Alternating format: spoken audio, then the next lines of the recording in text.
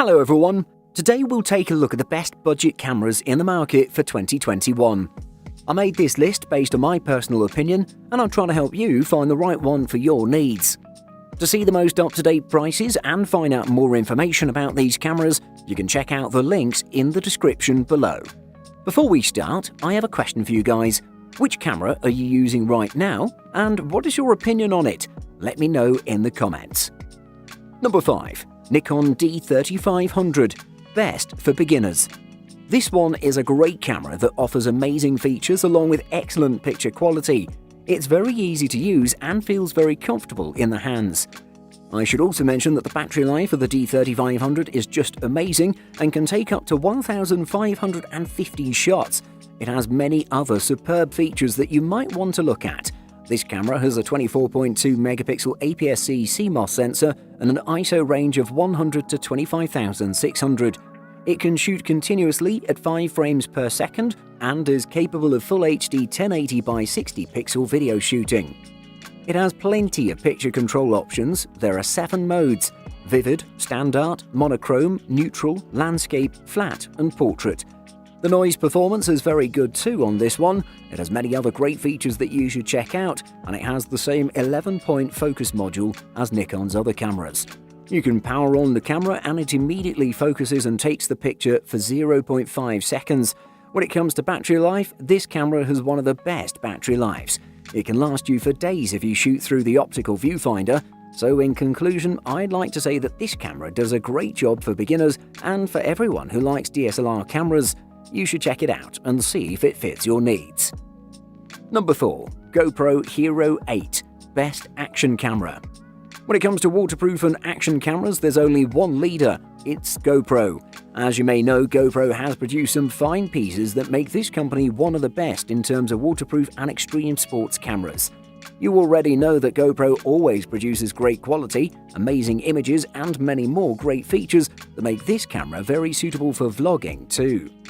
It's a bit taller than the Hero 7, but it is thinner. I should mention that the front lens has a Gorilla Glass protection, and this version has big room on the side of the camera that covers the USB-C port, battery, and micro SD card. The 12 megapixel camera can produce some extremely nice photos, and videos are amazing too. The video resolution can go up to 4K at 60 FPS with an aspect ratio of 16:9. I can say it's the best action camera on the market. It's a little bit pricey, but in my opinion, it's worth it. You can stick with the GoPro Hero 7, but the Hero 8 has new great features that are a must for a hardcore user. I would highly recommend the Hero 8 to anyone who wants one of the best cameras for YouTube and vlogging. Number 3. Canon EOS M50, best mirrorless camera. Here we have a pretty powerful mirrorless camera from the company's lineup. The Canon EOS M50, which is one of my favorite cameras in the market, and it delivers so much value for its price. Definitely a beast in its league. It's also a very versatile tool capable of doing so much, be it photography, video, wildlife, portraits, street photography, and many more. The Canon EOS M50 has an interesting design that looks a little blockier than most cameras in the company's lineup, but not bad by any means. It's built with a strong polycarbonate all around and has a superb feel in hand with its leatherette effect on the hand grip and its compact dimensions.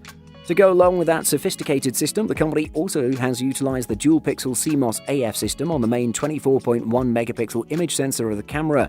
It also has the Digic 8 image processor that delivers great image quality with plenty of polish and noise reduction. The camera delivers 4K video quality without losing any focus, so you can shoot great videos with this one. With everything considered and taken into the equation, the Canon EOS M50 is a superb camera that for its price brings more than anything to the table. Number 2. Panasonic Lumix G7, best runner-up. Moving on, we have the Panasonic Lumix G7 4K, which is an excellent mirrorless interchangeable lens camera from the company's lineup. It delivers an excellent performance with its good sensor, speedy autofocus performance, light body, OLED viewfinder, vari-angle touchscreen display, 4K shooting, and plenty of other features that make it a pretty capable machine. First of all, I have to mention the design and aesthetics of the Panasonic Lumix G7, as the company with this camera has adopted a more angular and boxy design, similar to the Fujifilm cameras, however in a more modern and contemporary manner. But then again, it is still a retro-looking device. It has a good hand grip on the camera that delivers great comfort and security while shooting. The controls on this device are also excellent and deliver a great amount of creative freedom. The vari-angle touchscreen display is a 3-inch one with great resolution, delivering sharp previews with accurate colors, and the live view mode works pleasantly. It uses Panasonic's trademark 49 area autofocus points with a contrast detect sensor and plenty of autofocus modes. It was quick at focusing on subjects regardless of if it was moving or still. Performance was the same. It has plenty of modes you could utilize and they all work excellently, and overall I have zero complaints about the autofocus performance. Number 1. Canon EOS Rebel T7. Best overall. One of the best budget DSLR cameras in 2021 is the Canon EOS Rebel T7. This camera is the predecessor of the EOS 1300D, and it comes with all the improvements that make it a perfect camera for your needs. Let's check it out. Like the T6, the new EOS Rebel T7 is one of the smaller DSLRs on the market. It weighs 1.75 pounds with a battery and SD card and measures 5.1 by 3.9 by 3.1 inches. The Canon EOS Rebel T7 might have a plastic build overall, and it hasn't changed much in terms of design, but it has all the good features of its predecessor. For example, the super deep hand grip that has some nice texture to it. One of my favorite things about this camera is that it has a great body balance and works great even when combined with super heavy telephoto lenses. The autofocus system is the same as on its predecessor, the classic but exceptional 9-point autofocus system that's done wonders and will continue to do so. The most important thing about this camera is its amazing 24.1 megapixel APS-C CMOS sensor that delivers some exceptional detail. The noise is controlled perfectly and the dynamic range is perfect overall. The best for its price. Buying guide. ISO. ISO range of your camera translates to the sensitivity of your sensor. This can span from 50 to millions in the best cameras out there. But to be safe, you should know that the ISO level of your camera translates into better light sensitivity, meaning it can address a better low light performance. Then again, you should also know that if you get a camera with a high ISO setting, you should also check to see if the camera has good noise cancellation features, because the higher you go up the ISO range, the more noise your images will have.